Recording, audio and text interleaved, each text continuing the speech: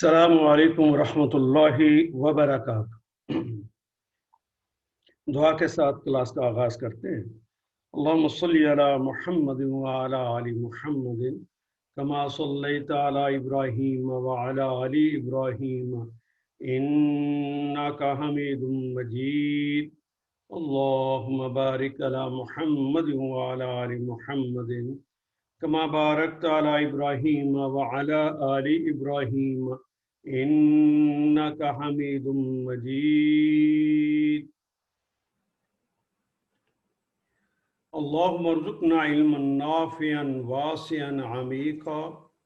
اللہم ارزقنا رزقا واسعا حلالا طیبا مبارکا من عندک۔ اللہم ارزقنا حیات سعادت وموت شہادت۔ اللہم تقبل منا انک انت السمیع العلیم وتب علینا انک انت التواب الرحیم۔ وصلی اللہ تعالی علی خیر خلقہ محمد وعلی آلہ واصحابہ اجمعین برحمتک یا ارحم الراحمین۔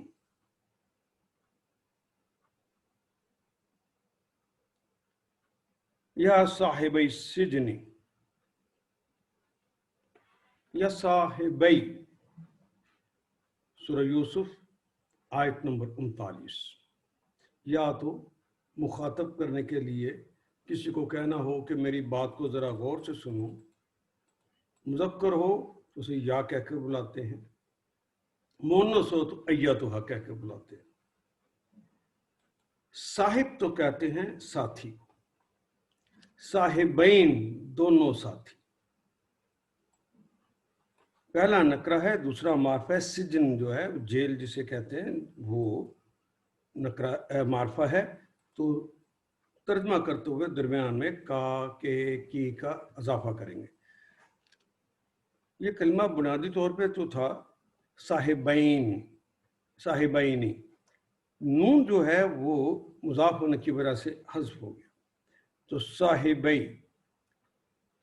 اے میرے جیل کے دونوں ساتھیوں، ارباب متفرقون، کیا کبھی بھی جب ہم نے پڑھا ہے کہ حمزہ شروع میں آ جائے، الف شروع میں آ جائے، یا تو وہ سوال کے لیے ہوتا ہے، یا یعنی جسے ہم استفہام کہتے ہیں، یا یہ متکلم اور مضارع کی علامت ہوتا ہے، یا وہ امر کے لیے آتا ہے۔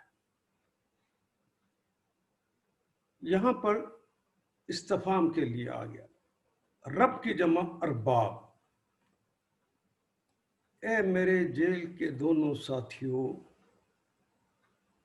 کہ زیادہ رب متفرقون، جو متفرق ہوں، ہماری زبان میں استعمال ہونے والا کلمہ ہے فرق یفرق تفریقا، جو الگ الگ ہوں، خیر وہ بہتر ہیں، ام یا اللہ الواحد القہار، ام یا اللہ یا اللہ واحد، واحد بھی اردو میں استعمال کرتے ہیں ایک کے معنی میں، اور قہار فعال کے وزن پر ہے غالب رہنے والا، زبردست۔ اس کے اگر ایگزیکٹ معنی دیکھیں تو یہ جسے ہم کنٹرولر کہتے ہیں، جس کے کنٹرول میں ہر چیز ہوتی ہے وہ قہار کہلاتا ہے۔ جس کے کنٹرول میں وہ اکیلا ہی ہو اور اس کے کنٹرول میں ساری چیزیں ہوں، وہ ایک مالک، ایک رب کافی ہے تمہارے لیے، یا کہ مختلف ہونے چاہیے، وہ زیادہ بہتر ہے؟ ایک سوال اٹھایا۔ یہ سوال ذرا دیکھیے،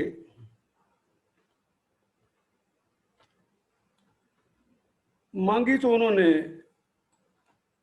کسی چیز کی تعبیر ہے، کسی خواب کی تعبیر مانگی ہوئی ہے، جیل میں بیٹھے ہوئے ہیں، ایک نبی اللہ ہیں، تو انہوں نے دعوت کا کام کرنا ہے، بنیادی طور پر اللہ کی طرف انہوں نے بلانا ہے، تو بلانے کے لیے سب سے پہلے جو ہدف بنایا ہے کہ وہ توحید انہیں بیان کرے، یعنی دعوت دینا ہے اور دعوت کے اندر توحید کا بیان کرنا ہے، کیونکہ بہرحال نبی اللہ ہے اور یہ تو ان کی بنیادی ذمہ داری ہے۔ تو جو دائی ہوتا ہے سب سے پہلے کام یہ کرتا ہے کہ جہاں موقع ملے، جس طرح گھات میں لگا کر بیٹھتا ہے آدمی، اس طرح وہ گھات لگا کر بیٹھتا ہے دائی، جہاں موقع ملے اللہ کی بات کو ان تک پہنچا دے جن کے لیے ان کو بھیجا گیا ہوتا ہے۔ اپنی بات کو دوسروں تک پہنچانا ہے، اور پہنچانا جو ہے وہ اس کی اجازت نہیں ہے کہ کہیں پر موقع ملے تو ٹھک کر کے منہ سے بات وہ کہہ دو، نہیں۔ ادعو الی سبیل ربک بالحکمت والموعظۃ الحسنہ، بلانا ہے، بلانا تو لازم ہے، لیکن ادعو الی سبیل ربک، اپنے رب کے راستے پر بلانا ہے۔ اس وقت جو لوگ چل رہے تھے، وہ اس وقت جو لوگ جن رستوں کو اختیار کیے ہوئے تھے، وہ تو شرک کا رستہ تھا،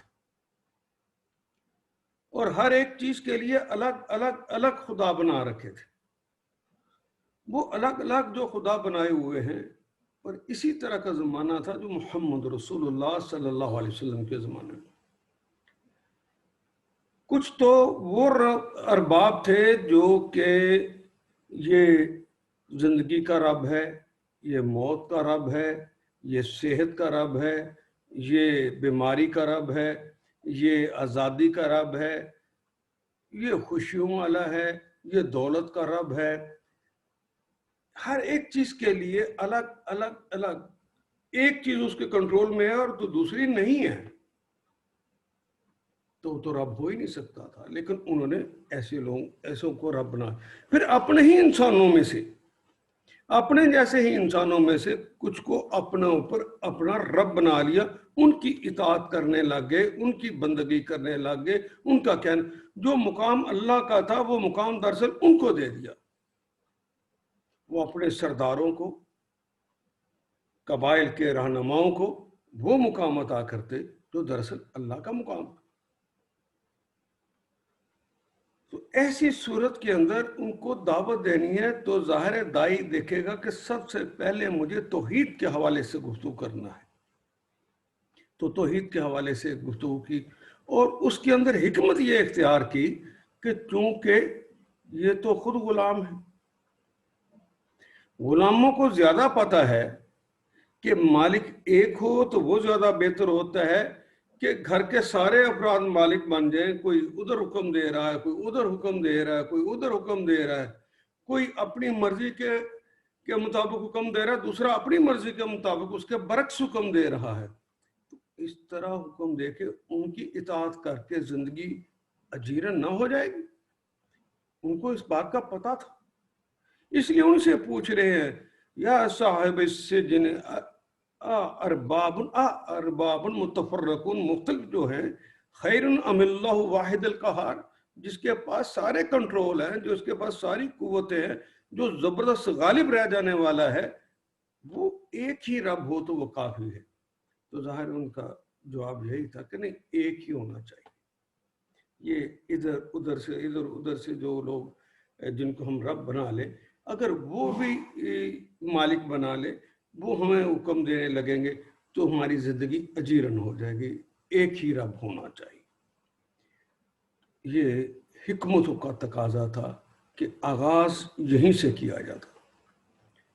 ما تعبدون من دونہ الا اسماء، اب انہیں کہتے ہیں وہ تو تم نے بنا رکھے ہیں نا، کسی کو تم کہتے ہو یہ زندگی دیتا ہے، کسی کو کہتے ہو تم موت دیتا ہے، موت دینے والا ہے، یہ زندگی دینے والا ہے، یہ دولت دینے والا ہے، ان کے نام تم نے خود ہی رکھ لیے ہیں۔ وہ نام تو ہیں، ان کا مسمى جس کے وہ نام ہے وہ موجود ہی نہیں ہے، وہ تو تم نے گھڑ لیے۔ نہ آپ کو پتہ ہے، نہ آپ کے آباء و اجداد کو پتہ ہے کہ وہ کون لوگ، وہ ہستیاں کہاں ہیں، کسی کو نہیں پتا۔ کیا لات ہے، کیا عزیٰ ہے، کیا منات ہے۔ جس طرح محمد رسول اللہ کے زمانے میں، اسی طرح اسی زمانے میں کسی نے مٹی کا بنا لیا، کسی نے لکڑی کا بنا لیا، کسی نے پتھر سے تراش لیا، انہیں اپنے رب کے نام دے دیے، یہ تم نے دیے ہوئے، جو اپنے ناموں کے لیے بھی تمہارے محتاج ہوں، تمہارے کام کس طرح کر سکتے ہیں؟ تمہارے کام کس طرح آ سکتے ہیں؟ یہ انہیں سمجھا رہے ہیں۔ انتم و اباؤکم ما انزل اللہ نے تو نازل نہیں کیا بہا اس کے ساتھ من سلطان کوئی دلیل۔ اللہ جل شانہ نے، اچھا مزے کی بات، اس زمانے کا مشرک ہو، وہ رسول اللہ کے زمانے کا مشرک ہو یا آج کا مشرک ہو، مانتا ہے کہ ایک اللہ ہے، ساری قوتیں اس کے پاس ہے، یہ بھی مانتا ہے، لیکن اس کے باوجود اپنے اپنے الگ الگ الہ بناتے ہیں۔ تو اسی سوچ کے اوپر ایک ضرب لگائی جا رہی ہے، کیا مختلف رب، مختلف ذہن والے رب، کیا وہ بہتر ہوں گے یا ایک رب جو مکمل کنٹرول کرنے کی صلاحیت رکھتا ہے وہ رب بہتر ہوگا؟ ان الحکم الا للہ، ان نہیں کے لیے آتا ہے الحکم، اقتدار، فرمان روائی، بادشاہت۔ ان الحکم نہیں ہے حکم، نہیں ہے اقتدار، نہیں ہے بادشاہی، الا للہ، سوائے اللہ کے۔ وہ اللہ ہی تو ہے جو مکمل کنٹرول کر سکتا۔ ہمارا اسی نے حکم دیا ہے، وہ جو کنٹرولر ہے، وہ جو غالب ہے، جس کو اوپر کوئی غالب ہو نہیں سکتا، اسی نے حکم دیا ہے اللہ تعبدوا الا ایاہ، تم نہ عبادت کرو، تم نہ بندگی کرو، الا سوائے اس کے، ایاہ سوائے اس ایک کے۔ ذالک دین القیم، یہی دین ہے جو قیم ہے، یہی دین ہے جو مستحکم ہے، جو قائم ہونے والا ہے، یہی دین ہے جو ثابت اور پختہ ہے۔ وَلَكِنَّ أَكْثَرَ النَّاسِ لَا يَعْلَمُونَ، اور لیکن اکثر الناس، اکثر لوگ، لا یعلمون، نہیں جانتے۔ عبادہ، اس نے عبادت کی، یعبدو، وہ عبادت کرتا ہے یا کرے گا، اور تعبدو، تم عبادت کرتے ہو یا کرو گے۔ یہ کلمہ عبادت جو ہے، ایک تو عبادت ہے جس کو رب ماننا ہے، جس کو الہ ماننا ہے، اس کے سامنے پوجا و پرستش اس کی جائے، اس کے سامنے سجدے اور رکوع کیے جائیں، اس کے سامنے ہاتھ باندھ کے احترام کے ساتھ کھڑا ہوا جائے۔ جو دوسری عبادت کے معنی یہ ہے کہ جو وہ حکم دے، بے چونو چرا اس کو مان لیا جائے۔ وہ ایک ہی ہے، وہ ایک ہی حکم دے گا، اس کے حکم کی کوئی مخالفت کرنے کی جرت رکھنے والا بھی کوئی رب نہیں ہے، رب ہے ہی نہیں، وہ اکیلا ہے۔ تو پھر وہ جو حکم دے اس کا کہنا مانو، جو اس کا پھر کہنا مانتا ہے اور اس سے محبت کرتا ہے، یہ تین چیزیں، یعنی اس کے نام کی مالا بھی جپے، اس کے آگے سجدے بھی کرے، اس کے سامنے رکوع بھی کرے، اس کے سامنے قیام بھی کرے، اس کے سامنے جو حکم آ جائے غلاموں کی طرح اس کے سامنے کھڑا رہے، جس طرح دنیا میں ایک غلام اپنے مالک کے سامنے کھڑا ہو۔ یاد رہے کہ یہ دونوں غلام ہیں۔ یہ ٹھیک ہے کہ وہ اپنے اپنے شعبوں کے سربراہ بنائے گئے تھے، لیکن بادشاہ کے یہ غلام ہی تھے، اس لیے یہ بات ان کو زیادہ سمجھ آ رہی۔ دنیا میں اگر کوئی حکمران ہو، کوئی مالک ہو، دنیا میں اگر کوئی آقا ہو، اس کا کوئی غلام ہو، اب تو غلام آج کے دور میں چونکہ رہے نہیں ہیں، اس لیے آپ کو اس کے بارے میں کوئی بہت زیادہ اویئرنیس نہیں ہے کہ غلام کیا ہوتا ہے۔ غلام تو سارے کا سارا اپنے مالک کے لیے ہوتا ہے، نہ اس کے اپنے آرام کا کوئی وقت ہے، مالک دے آرام کا وقت تو اس کے ہے، مالک اس کو کھانے کو دے تو اس کا ہے، اس کا استحقاق ہوئے گی۔ غلام کا کوئی استحقاق نہیں ہوتا مالک کے ساتھ۔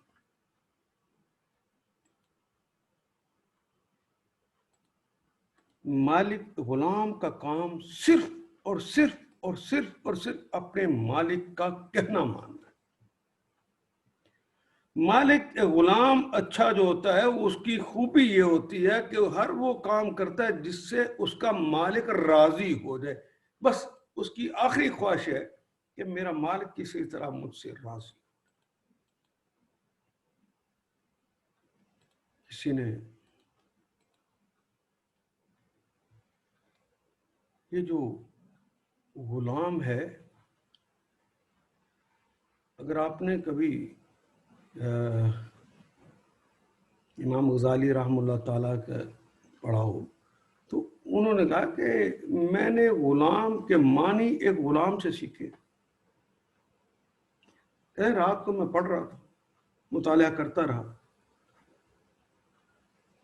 सुबह हुई तो मैंने पिछली खिड़की खोली। पिछली खिड़की जो खोली तो देखा कि एक आदमी सख्त सर्दी में, इस हालत में कि मैंने कमरे के अंदर था, मैंने ओवरकोट पहना हुआ था, ओवरकोट के ऊपर मैंने अपने लिहाफ को भी साथ किया हुआ था, मुझे सर्दी लग रही थी अंदर भी। तो एक गुलाम अपने खेतों में इस तरह काम कर रहा था, सिर्फ एक लंगोटी बांधी हुई है, ऊपर से भी नंगा है और नीचे से भी नंगा है। इमाम फरमाते हैं कि मुझे तअज्जुब हुआ, हैरानी हुई, तो मैंने उससे पूछा, ओ फलान, क्या तुझे सर्दी नहीं लगती? तो उसने जवाब दिया, दानिश्वर, मैं तो एक गुलाम। उन्होंने बड़े हैरान होकर पूछा,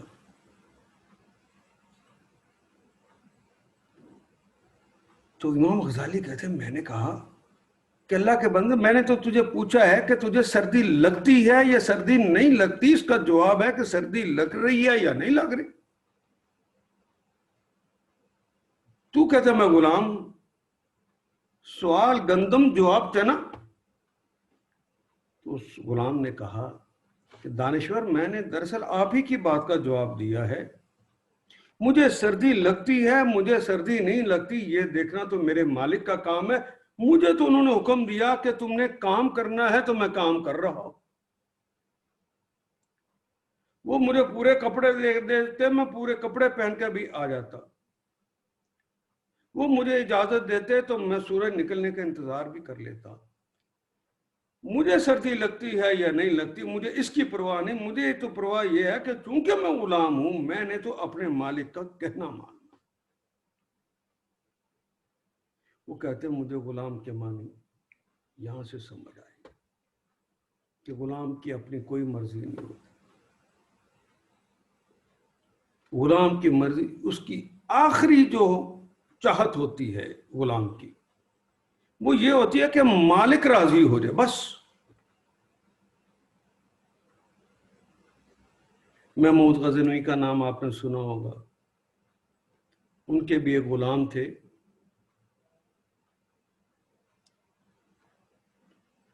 अय्याज उनका नाम था। तो महमूद गजनवी रहमतुल्लाह ताला उनकी बहुत कदर करते थे, उनका बहुत एहतराम भी करते, बड़ा प्यार करते, हालांकि वो गुलाम था। ये बात वज़रा को अच्छी नहीं लगती थी। वज़रा कहते कि हम वजीर हैं, मर्तबे वाले हैं, खानदानों वाले हैं, बड़े कबीलों के सरबराह हैं, लेकिन बादशाह है कि वो, उसकी नजर इल्तफात उधर ही जाकर रुकती है, सारी मोहब्बत उसके लिए वक्फ कर रखी है। इतने ज्यादा थे कि उनके अंदर जलापा पैदा हो गया। वो एक दिन इकट्ठे होकर आए और उन्होंने कहा कि शहंशाह मुअज्जम, मसला हल कर दीजिए, हमारे अंदर इस बात की बड़ी तकलीफ है कि आप सारी मोहब्बत जो करते हैं वो इस गुलाम से करते हैं। हालांकि हम आपके वज़रा हैं, लेकिन वो मुकाम हमारा नहीं है जो इस गुलाम का है। तो अच्छा समझाऊंगा किसी, उन्होंने कहा नहीं, आज ही समझा दें। انہیں وزیر بیت المال سے کہا جاؤ جا کے جو میرا قیمتی ترین ہیرا ہے وہ لے آؤ. وہ ہیرا لے کر آ گئے. دوسرے کو کہا کہ پھاڑا منگاؤ, بڑا تھوڑا منگاؤ, اور لوہے کے نیچے پلیٹ رکھنے کے لیے وہ بھی منگاؤ, کسی چیز کو توڑنے کے لیے. وہ بھی منگا لی. سب سے پہلے بادشاہ نے حکم دیا وزیر بیت المال کو کہ یہ تھوڑا پکڑو اور زور سے مارو, اتنی زور سے مارو کہ اس ہیرے کے ٹکڑے ٹکڑے ہو جائیں. وہ کانپ اٹھا, کھڑا ہو گیا. بادشاہ سلامت, میں تو آپ کا غلام ہوں, میری کیا جرت کہ اتنا قیمتی ہیرا, میں وزیر بیت المال ہوں, مجھے پتا ہے کہ اس کا توڑ دینا, اس کا ضائع کر دینا تو آپ کی سلطنت اور آپ کے خزانے کے خلاف ایک بغاوت. میں تو یہ ایسا نہیں کر سکتا, میں آپ کا وفادار ہوں. دوسرے کو بلایا, اس نے بھی انکار اسی طرح کر دیا. کسی نے کہا کہ حضور یہ ہیرا تو آپ کے تاج میں لگنے کے قابل ہے, تو یہ تو آپ کی شان و شوکت ہے, میں آپ کی شان و شوکت کو میں توڑ دوں؟ نہیں, آپ کا وفادار یہ نہیں کر سکتا. کسی نے کچھ اس طرح بہرحال انہوں نے کہنا نہ مانا, اور انہوں نے کہنا نہ مانا اور اپنی وفاداری کا اظہار اس طرح کرتے رہے. محمود غزنوی رحم اللہ تعالیٰ نے اپنے غلام کو بلایا, کہا یاس ادھر آؤ, یہ تھوڑا پکڑو اور اس کے اوپر اتنی زور سے مارو کہ اس کے ٹکڑے ٹکڑے ہو جائے. غلام نے تھوڑا پکڑا, زور سے مارا اور اس کے ٹکڑے ٹکڑے ہو. وہ قیمتی ہیرا ٹکڑے ٹکڑے ہو گئے. وہ تاج میں لگنے والا ہیرا ٹکڑے ٹکڑے ہو گیا. وہ نادر ہیرا جس نے دوبارہ ملنا نہیں ہے, وہ ٹکڑے ٹکڑے ہو گئے. اس کو دیکھ کر سارے کے سارے وہ ذرا چیخ اٹھے. بادشاہ سلامت, ہم نے کہتے تھے کہ بے وقوف کی دوستی نقصان دیتی, آپ کس کو پیار کر رہے تھے؟ قیمتی ہیرا اس نے توڑ دیا ہے. آپ کی شان و شوکت تھی جس نے تاج میں لگنے تھا, اس کو توڑ دیا ہے. اب ایسا ہیرا تو ملنا بھی نہیں ہے, یہ اس نے کیا حرکت کر دی ہے؟ بادشاہ نے اسی تمطراق سے پھر پوچھا, یاس یہ بتاؤ کہ ہیرا کیوں توڑا ہے؟ اس نے کہا کہ میں غلام ہوں, شہنشاہ آپ کا حکم تھا تو اس کو توڑ دو. تو میرے لیے تو قیمتی آپ کا حکم ہے, جن کے لیے یہ ہیرا قیمتی تھا انہوں نے ہیرے کو بچا لیا ہے, میرے لیے قیمتی آپ کا حکم. جس کے لیے اللہ کا حکم سب سے قیمتی ہوگا, وہ اللہ کا حکم نہیں توڑے گا, وہ دوسروں کا توڑے گا. اور وہ جو آپ کے بھی ذہن میں آ رہا ہوگا کہ بیوقوفی تھا وہ یاس جس نے اس کو توڑ دی. یہ سوچ شیطانی سوچ ہو جاتی ہے کسی کو. دیکھیے, اللہ ہی ہیں جنہوں نے توحید کے باب میں کہا غیر اللہ کو سجدہ کرنا حرام ہے. تو کوئی اللہ کا بندہ ہو کہ غیر اللہ کو سجدہ نہیں کر سکتا, وہ کوئی بھی ہو. تو جب ہمارے باپ آدم کو بنایا گیا تو اللہ جل شانہ نے ان سے پہلے, انسان سے پہلے جو قوم بنائی گئی تھی وہ جنوں کی تھی, اور جنوں کے اندر بھی اسی طرح اختیار دیا گیا تھا جس طرح انسانوں کو اختیار دیا گیا ہے. ان سے کہا کہ آدم کو سجدہ کر دو, تو انہوں نے آدم کو سجدہ نہیں کیا تھا, اور کہا تھا کہ ہم اس سے بہتر ہیں, اسے تو مٹی سے پیدا کیا ہے, ہمیں تو آپ نے آگ سے پیدا کیا ہے. دلیل بازی آگے سے کی. یہ دلیل بازی ان کے اندر کے تکبر نے انہیں سکھا دی تھی, ان کے غرور نے انہیں یہ راہ دکھا دی تھی.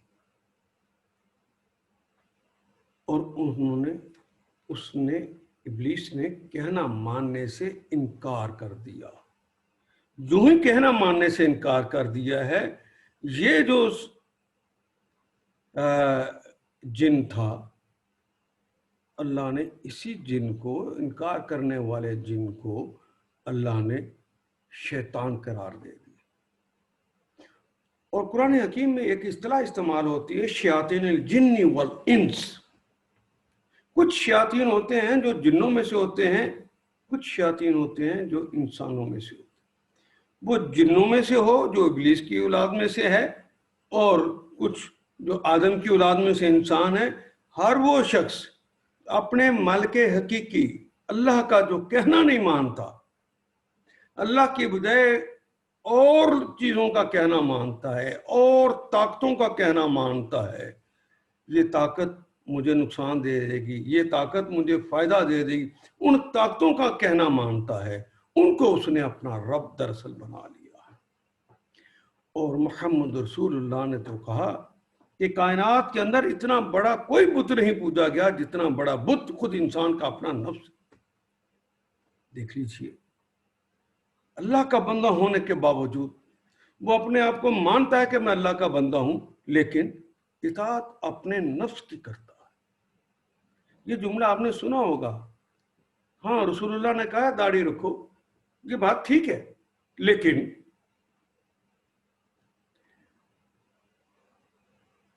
ابھی جی نہیں مانتا. یہ بات کہی ہے اللہ نے، یہ بات کہی ہے اس کے رسول نے، مجھے پتا ہے قرآن میں لکھا ہے، لیکن پردہ نہیں کرتے. کیوں؟ کیا یہ اللہ کا حکم نہیں تھا؟ اللہ کا حکم ہی تھا، لیکن اندر کی بیماریوں نے، جس طرح اس کے غرور اور تکبر نے کہا کہ مجھے آگ سے بنایا اور اس کو مٹی سے بنا، اس طرح کے اندر کی بیماریاں ہوتی ہیں. ان بیماریوں کی وجہ سے انسان اپنے نفس کو راضی کرنا چاہتا ہے، اپنے ضمیر کو راضی کرنا چاہتا ہے، کہتا میں اس کا کہنا مانوں گا. وہ رب کا کہنا نہیں مانتا. جب انسان ہو کے بھی رب کا کہنا نہ مانے تو شیاطین الانس میں سے ہو جاتا ہے. وہ جنوں میں سے ہو تو شیاطین الجن بن جاتا ہے، اور اگر انسانوں میں سے ہو تو شیاطین الانس میں اس کا شمار ہو جاتا ہے. تو یہ بات انہیں سمجھا دی کہ کہنا جو ماننا ہے وہ اللہ ہی کا ماننا چاہیے، کیونکہ وہ ہمارا مالک، آقا اور شہنشاہ.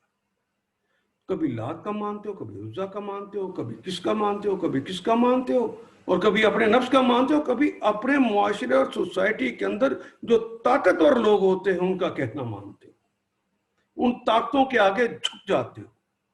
حالانکہ یہ جھکنا تو صرف اللہ کے آگے تھا.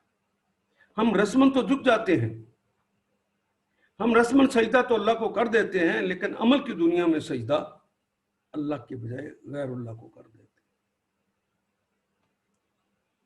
اگر ہم نے اللہ کو اپنا واقعی رب ماننا ہوتا، دوسروں کو رب کا درجہ نہ دیا ہوتا، تو پاکستان میں 1947 میں جب لا الہ الا اللہ کی گونج میں بنا تھا، تو اس کا حکمران جب اللہ ہے تو قانون بھی اس پہ اللہ کا چلنا چاہیے تھا یا کسی اور کا چلنا چاہیے تھا؟ تو دیکھ لیجئے 47 سے لے کر ابھی تک پاکستان میں اللہ کے دین کا نفاذ نہیں ہو سکا، اس لیے کہ میں نے اور آپ نے ان کو اپنا رب بنا لیا ہے جو اللہ کے علاوہ ہے. اور ان کی بھی مختلف سوچیں ہیں، وہ ہمیں سمجھ نہیں آتی کہ اب ہم کیا کریں. گو مگو کی پوزیشن میں ہیں، کبھی اللہ جل شانہ کے سامنے ہاتھ باندھتے ہیں، کبھی اس کے سامنے سجدے کرتے ہیں، کبھی اس کے قرآن کی تلاوتیں کرتے ہیں. اور جب قرآن کہتا ہے کہ چور کے ہاتھ کاٹ دو تو کہتے ہیں کہ چور کے ہاتھ کاٹیں تو پوری دنیا کو منہ کیا دکھائیں گے، نکو بن جائیں گے. تو اللہ کا حکم نہیں مانتے، شیاطین انس میں شمار ہوتے. ہاں، کچھ لوگ ہیں جو کہ یہ سوچ کے نہیں کر رہے ہوتے، لیکن دیکھتے ہیں کہ سارے لوگ ہی تو غیر اللہ کے سامنے سجدہ کر رہے ہیں، غیر اللہ کا کہنا مان رہے ہیں. سارے چچا کی بھی داڑھی نہیں, ابا کی بھی داڑھی نہیں, دادا کی بھی داڑھی نہیں تھی, تو میں بھی نہیں رکھتا. اس نے اندر سے ابھی انکار نہیں کیا, لیکن آباؤ اجداد کی اس نے ان کا کہنا مان کے ان کی تقلید شروع کر دی. آج بھی ہم ایسا ہی کر رہے ہیں عمل کی دنیا میں, کہ ہم جنہیں بڑا سمجھ بیٹھے, حالانکہ بڑا تو اللہ ہی, جن کو بڑا سمجھ بیٹھے ان کے کہنے پہ ہم نے کام کرنا شروع کر دیا, اور کہا کہیں وہ ناراض نہ ہو جائے. اللہ دیکھنا تو یہ چاہیے تھا کہ جس کو رب ماننا ہے وہ ناراض نہ ہو جائے. یہ بات ان تک پہنچانی پہلے ضروری تھی. پھر ان کو بتایا کہ تمہاری جو تعبیر پوچھی ہے خواب کی وہ کیا ہے. پھر تعبیر بتائی, یا صاحب السجن, اے میرے دونوں ساتھیوں جیل کے, اما احدکما, یا تو تم دونوں میں سے, احد ایک, کما دو, دونوں میں سے کوئی ایک, یسقی, وہ ساقی بنے گا, وہ پلائے گا, ربہ, اپنے رب. اردو میں بھی کہتے ہیں نا ساقی, پلانے والا. وہ ساقی بنے گا اپنے رب کا, خمرن, انہیں شراب پلائے گا. وَأَمَّا الْآخَرُ, اور اما جو دوسرا ہے, آخر, اول اور آخر, فَيُصْلَبُ, اسے سلیب دی جائے گی, وہ سولی پہ لٹکا دیا جائے گا. فَتَأْكُلُ, اور وہاں پہ وہ لٹکا رہے گا. فَتَأْكُلُ, أَكَلَ يَأْكُلُ, تاکل, تو وہاں سے کھائیں گے طیر. طیر کہتے ہیں پرندوں, پرندے کھائیں گے. یہ تیگ پرندوں کے لیے آئی. من راسہ, اس کے سر سے, اس کے سر سے وہ کھائیں گے فرشتے. قضی الامر, فیصلہ تو ہو گیا.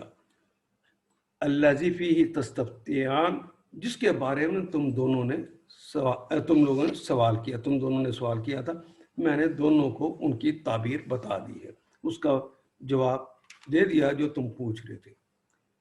وقال للذی ظن انہ ناج منہما, وقال, تو حضرت یوسف علیہ السلام نے کہا, للذین, لام شروع میں آگے اس کے معنی کے لیے, الذی, جو ہستی, ظن, جس کے بارے میں یہ ظن کیا, یہ گمان کیا, یہ خیال کیا, انہو, کہ بے شک وہ, ناجن, فائلن, وہ ناجے ہوگا, نجا ینجو, نجا ان, یا نجاتن, دونوں آتے ہیں, نون جیم واو سے یہ کلمہ نکلتا ہے. یہ ہماری زبان میں استعمال ہونے والا کلمہ ہے. نصرا ینصرو اس کا باب ہے. ناجن فاعل, یعنی نجات پانے والا, رہائی پانے والا, جس کے بارے میں تعبیر یہ دی تھی کہ وہ رہائی پا جائے گا, اسے کہا اذکرنی, مجھے یاد کرنا, عند ربک, عند پاس, ربک اپنے آقا کے پاس. جب اپنے آقا کے پاس جاؤ گے, یعنی بادشاہ کے پاس جاؤ گے اور اسے تم شراب پلا رہے ہوگے, اس وقت انہیں میرے بارے میں یاد دلانا. فَانْسَاهُ, فا, پس, انسا, نسا ینسی ہم نے پڑھا ہے پہلے بھی, نسیان اردو میں استعمال ہونے والا کلمہ ہے, بھول جانا. فَانْسَاهُ, تو اسے بھلا دیا, ہو, اس کو, یعنی وہ جو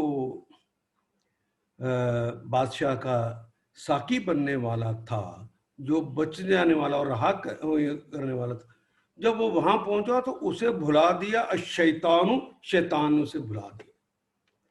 ذکرا ربی, اپنے رب سے ذکر کرنا, اس نے رب کو اپنے مالک سے اس کا تذکرہ کرنا بھلا دیا.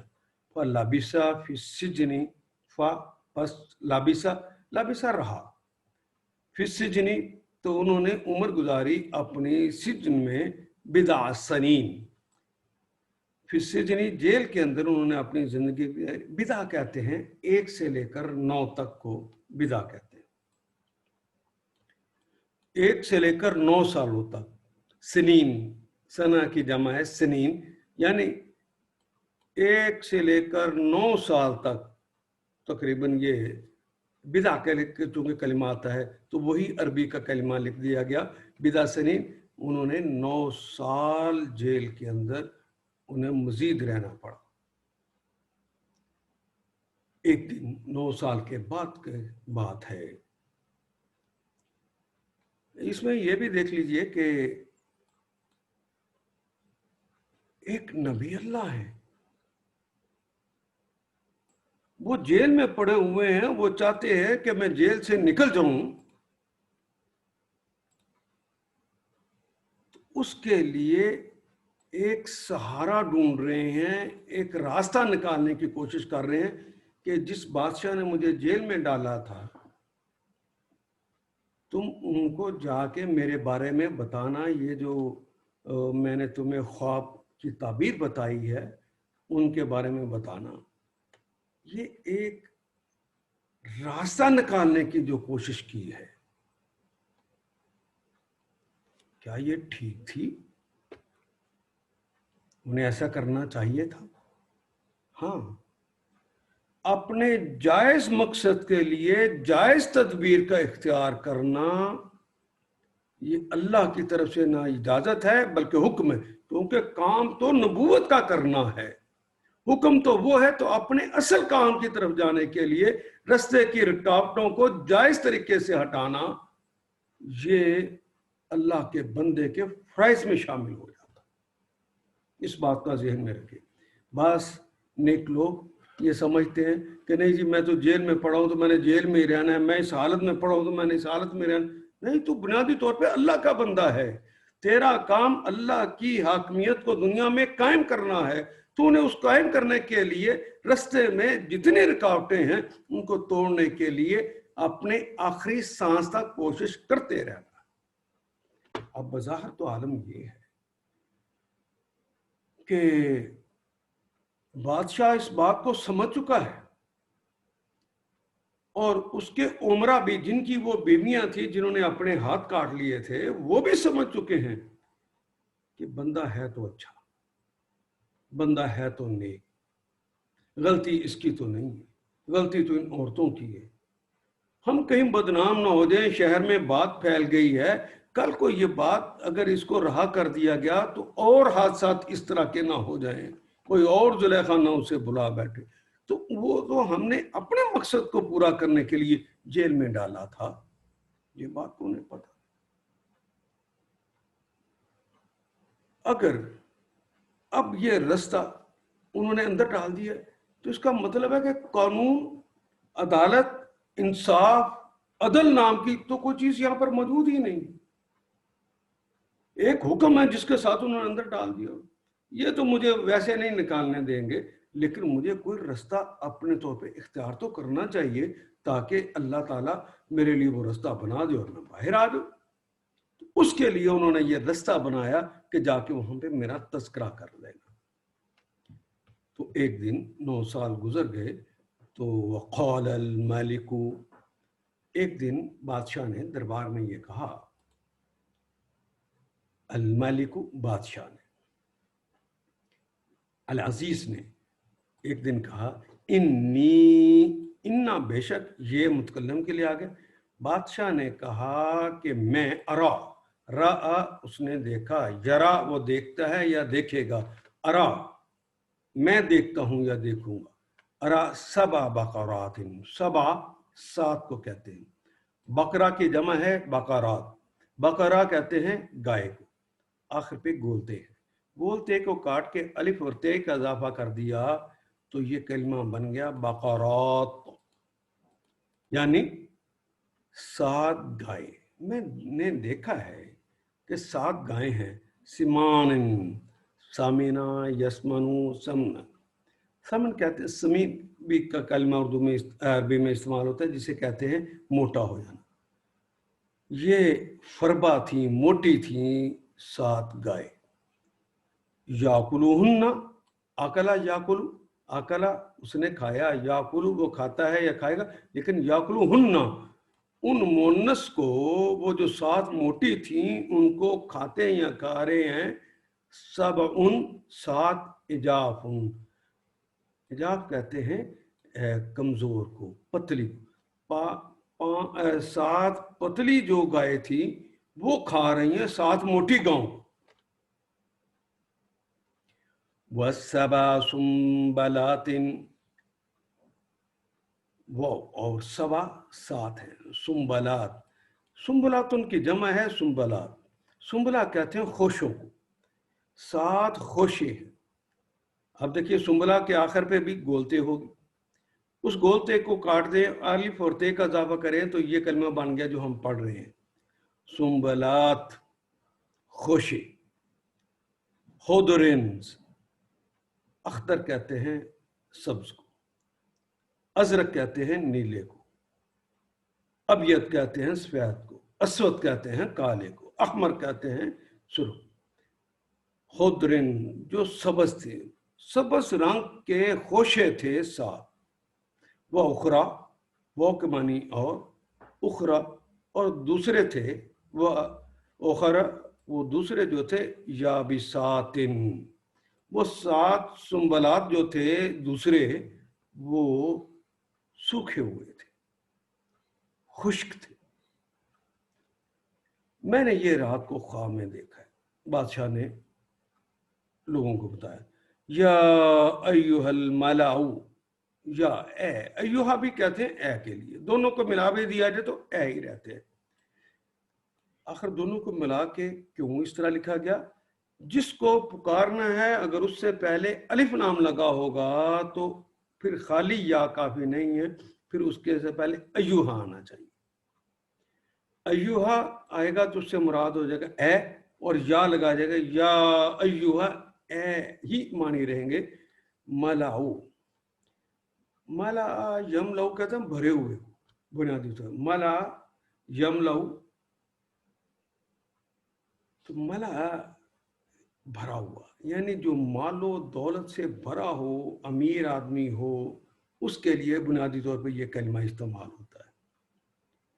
मला कहते हैं सरदारों को जिनके घर भरे हुए। या युअल मलाउ, ए सरदारो, अफ्तूनी, हमने अभी पढ़ा फतवा, हमारी जुबान में भी इस्तेमाल होता है, मुझे फतवा दो, नी मुझे, फिर रोया, मेरी इस ख्वाब में, रोया कहते हैं ख्वाब, या मुतकल्लम की अलामत के तौर पे साथ लग गया, मेरे इस ख्वाब के बारे में तुम क्या फतवा देते हो, इससे क्या मुराद है, यानी इसकी ताबीर बताओ। इन कुन तुम, इन अगर, कुन का मतलब होना और तुम का मतलब तुम, इन कुन तुम ले रोया, अगर तुम ख्वाब के लिए हो, ताबुरून, वाउन तो जमा की अलामत, ते तुम और मुजारे की अलामत, आबरा यानी उसने ताबीर बताई, ताबुरून तुम ताबीर बताते हो या बता, अगर तुम ताबीर बताने वाले हो, किसी ख्वाब की ताबीर तुम बताने वाले हो, तो मुझे इस ख्वाब की ताबीर बताओ। एक रोज बादशाह ने ख्वाब में देखा कि 7 मोटी गायें हैं जिनको 7 दुबली गायें खा रही हैं, और अनाज के 7 बाली हरी हैं और दूसरी सूखी हुई। अरे यहाँ पे सिर्फ कह दिया है कि 7 बाली हैं जो हरी हैं और दूसरी सूखी है, इतना भी माना जाए तो तब भी मानी ठीक है, इतना भी तर्जमा करेंगे तो बात ठीक है। लेकिन बसा औकात ये होता है कि जो चीज़ वाज़ेह हो रही हो अल्लाह ताला उसका इजहार नहीं करते। याकुलना का लफ्ज़ आगे नहीं आया कि 7 जो हरी थी उनको 7 सूखी खा रही थी, जिस तरह 7 गायें मोटी थी उनको 7 सूखी खा रही थी, यहाँ ये मुराद है। अगर ये ना भी मुराद लिया जाए तो उतना भी लिया जाए तो मानी वही रहेंगे, कोई फर्क नहीं पड़ता। लेकिन बाज़ अहले इल्म ने उसके दूसरे मानी भी लिए हैं। ए अहले दरबार, मुझे इस ख्वाब की ताबीर बताओ अगर तुम ख्वाबों का मतलब समझते हो। یہ بادشاہ نے ایک مشکل آئی. جو ہی یہ بات آئی تو وہ جو آدمی بچ گیا تھا جس کے بارے میں کہا تھا کہ تو جا کے بادشاہ کا ساقی بنے گا، اس کے دماغ میں آیا کہ اچھا یہ خواب کے بارے میں پوچھ رہے ہیں، بادشاہ سلامت پریشان ہے. تو میں نے عرض کیا نا کہ جو غلام ہوتا ہے اس کی آخری خواہش یہ ہوتی ہے کہ کسی طرح مالک راضی ہو جائے، مالک کی خوشی کا سامان کرنا ہے. اگر ہم نے اللہ کو مالک ماننا ہے تو ہم بھی یہی کریں گے کہ مالک راضی ہو جائے، مالک کی خوشی کا سامان کرنا ہے، ساری زندگی اسی کے لیے لگا دینی ہے. اگر تم جانتے ہو تو بتاؤ. تو جو عام لوگ تھے انہوں نے تو کہا ادغاسو، قالو تو انہوں نے کہا، یعنی درباریوں نے کہا. ادغاس کہتے ہیں، دغسن کی جمع ہے ادغاس. ویسے چاہے وہ سوکھے ہوئے چیزوں کا گلدستہ ہو یا پھولوں کا گلدستہ ہو، جو گلدستہ ہوتا ہے، جو باندھی ہوئی چیزیں اکٹھی ہوتی ہیں، انہیں ادغاس کہتے ہیں. دغسن ایک گلدستہ، اس کی جمع ہے ادغاس. احلام، ہن کی جمع احلام، یعنی یہ مختلف چیزیں جو اس میں اکٹھی کی ہوئی ہیں، سوکھی بھی ہیں، دوسری بھی ہیں. یہ جو پروگاندا خیالی ہے یہ کوئی خواب نہیں ہے، یہ منتشر خیالات ہیں جو آپ کے ذہن میں آ گئے ہیں، یہ کوئی اصل چیز نہیں ہے. وما نحن بتاویل الاحلام بعالمین، اور وہ اور ما نہیں ہے، نحن ہم، بتاویل تعویل کے متعلق، اس کی تعبیر کے تعبیر کہتے ہیں تعبیر کرنے کو. تعویل ہو، تفسیر ہو، تعبیر ہو، ایک ہی معنی ہے، ایک ہی جیسے کلمات ہیں. کسی کو انالیسس کر کے بتا دینا کہ انجام کیا ہے، اسی کو تفسیر کہتے ہیں، اسی کو تعویل کہتے ہیں، اسی کو تعبیر کہتے ہیں. الہام، الہام کی تعبیر کر دینا، اس کا انالیسس کر کے بتا دینا کہ انجام یہ ہوگا. بعالمین، ہم عالموں کے ساتھ نہیں ہیں، یعنی ہمیں اس کی تعبیر نہیں آتی، لیکن یہ تو پروگاندا خیالی لگتی ہے. مکمل ہو گیا جی ٹائم؟ یہ تو اچانک ٹائم ختم ہو گیا ہے، تو یہیں سے انشاءاللہ اچانک ہی شروع کر دیں گے ہم 7 بجے. تو میرا خیال ہے آج کچھ لوگ آئے ہوئے ہیں کہ نہیں؟ تھوڑے ہیں، 27 لوگ ہیں اور دعوت پہنچتے ہیں آگے انشاءاللہ بڑھ جائیں گے لوگ. تو آج آپ 27 لوگ ہیں، یہ 50 سے زائد سے واپس 27 آئے ہیں. تو وقت کی تبدیلی کی وجہ سے اگر ایسا ہوا ہے تو آپ کے عزم سے یہ 2700 بھی اور 27,000 بھی ہو سکتے ہیں.